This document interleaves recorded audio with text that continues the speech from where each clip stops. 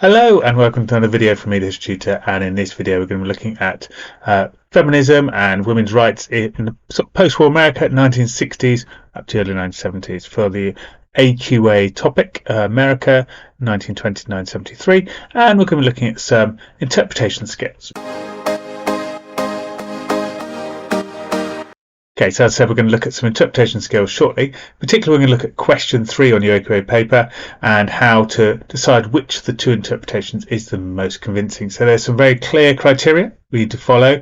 So watch this video to find out exactly how to get really great marks in this question. And we're also going to recap our knowledge on feminism and women's rights in the 1960s all the way up to the end of the topics of 1973. Okay, so help you with your recapping knowledge. We're going to have a quick quiz, so over to that quiz now.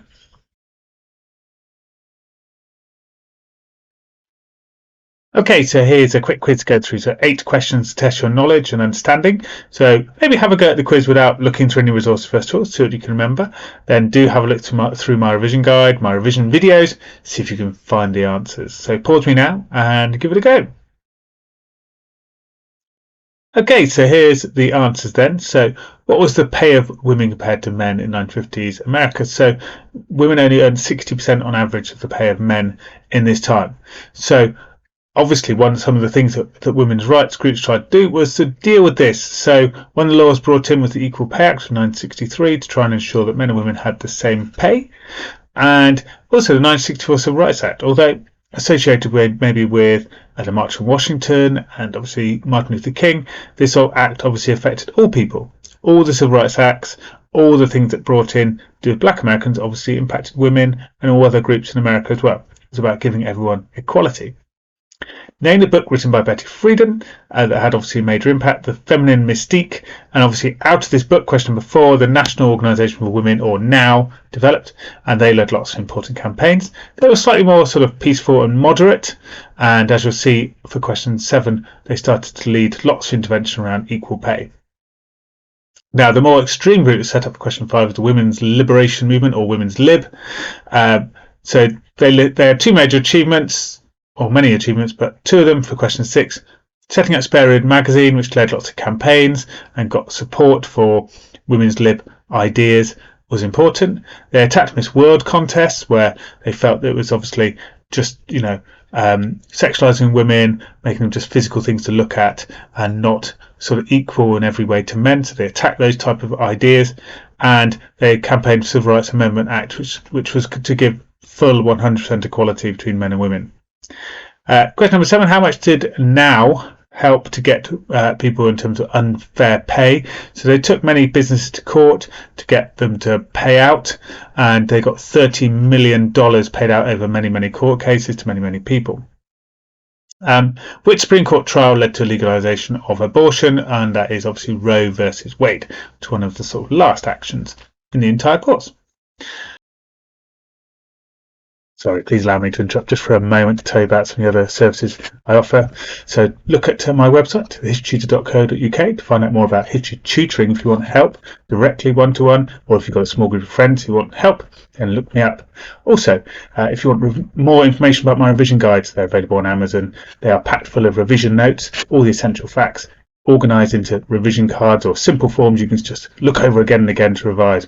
Packed full of videos helping you answer questions. I tutor you through how to answer all the different types of questions. Lots of videos explaining how to do this. Some of them are free on YouTube. Look me up for more videos, but you'll find more and more videos on my revision guides. So take a look. Okay, so we have 2 interpretations that we need to decide which is the more convincing.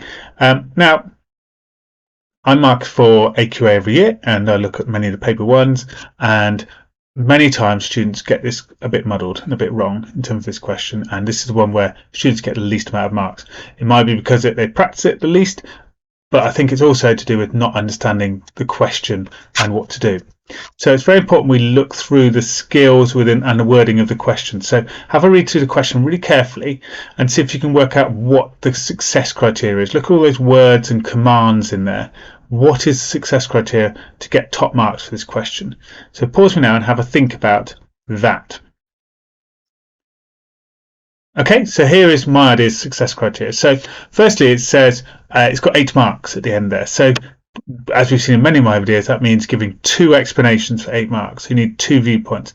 Now in this case, it's a bit more obvious because we've got to talk about how convincing each extract is. There are 2 extracts given to us, so we need a paragraph for extract A, interpretation A, and a paragraph for B, explaining how convincing it is. So we therefore, it says, which interpretation gives a more convincing opinion about feminism in the 1960s and 70s? So we therefore need to pick out the message from each extract. So in our evidence, in our paragraph, we're going to talk about the message of the extract. We're then going to decide how convincing it is using our knowledge. Okay, so it says, explain your answer based on your contextual knowledge and what it says in interpretation A and B. So here we must use our knowledge to explain that we believe or we don't believe what it says in the extract. It doesn't ask us to say what it says about interpretation A and B. So therefore we do not use any provenance in this answer. None at all, not needed. Okay, I see many answers that say they are more or less convincing because of who wrote it. That gets you virtually no credit at all in this exam. You must then conclude at the end which you think is the most convincing. So I think one of the most clearly best answers we'll see is when students are very clear throughout their answer and they play a bit of a game with this question. They decide that one is more convincing than the other, and the one they say is more convincing, they say it's very convincing, and they argue that it's very convincing. And the one they think is less convincing, they say this is less convincing.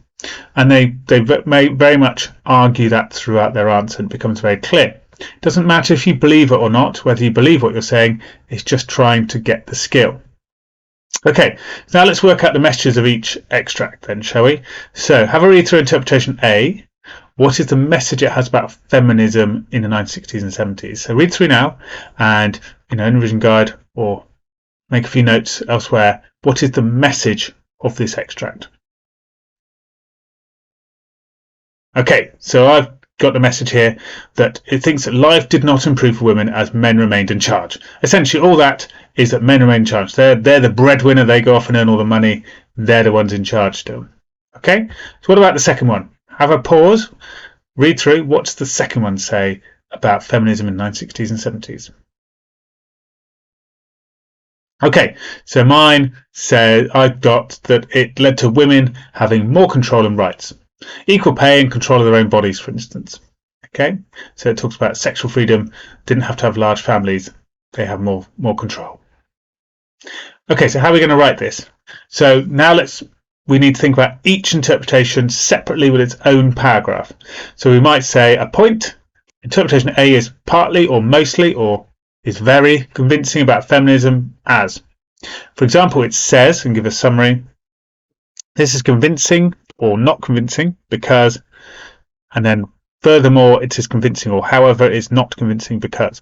So we're going to try and set out our argument.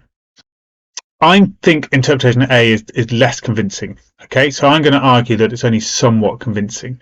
Okay, and then that means I'm going to argue that interpretation B is more convincing, and I'm going to set out my argument very clearly right from the start.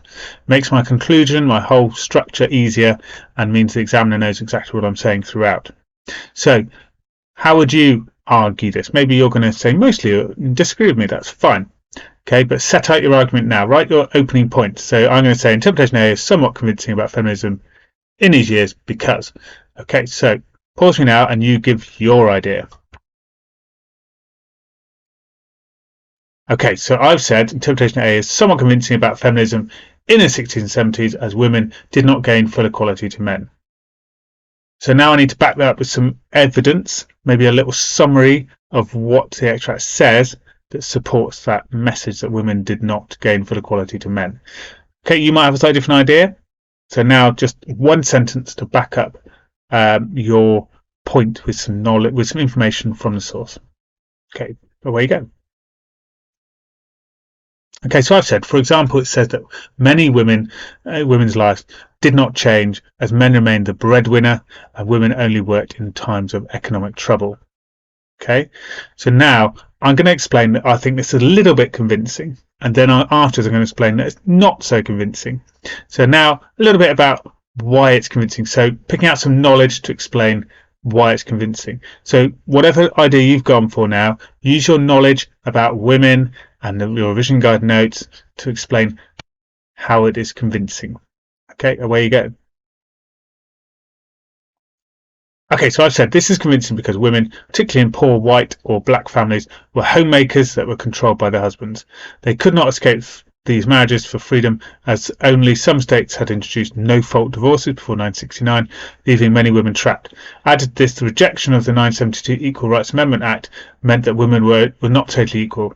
Employers could continue to give lesser jobs, pay lower wages. Okay, so not equal is what I've gone for there. Some good evidence to support that.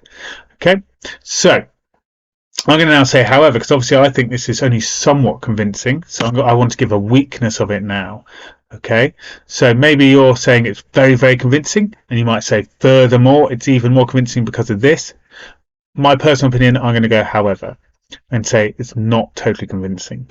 Okay, so pause me now and give your idea of a further or a however explanation.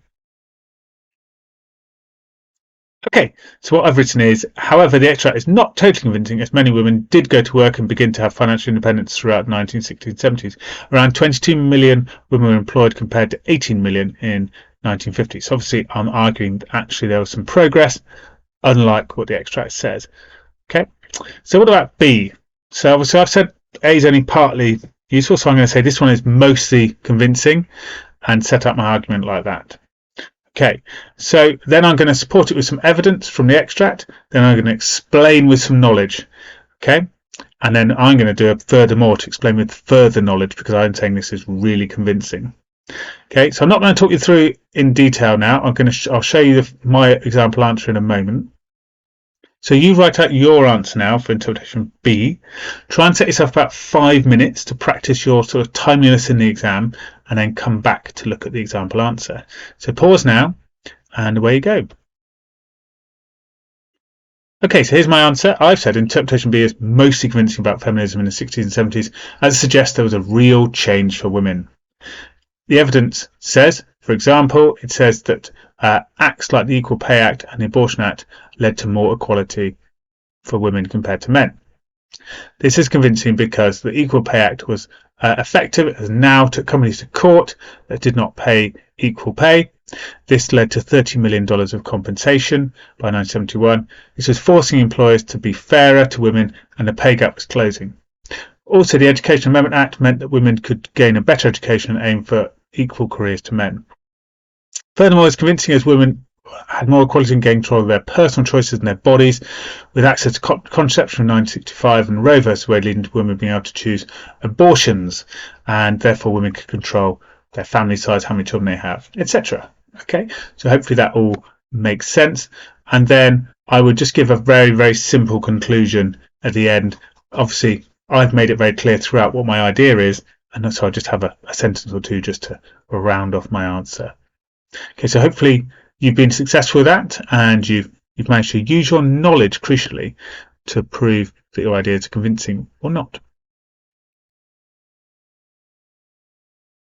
Okay, well, it's a tricky question, that one, and particularly the students who often use provenance rather than knowledge, and making sure you use your knowledge is the key to success there. So I hope you had a good practice with that and develop your skills well. So keep looking out for more of my videos. Do subscribe, and I'll see you again soon. Bye-bye.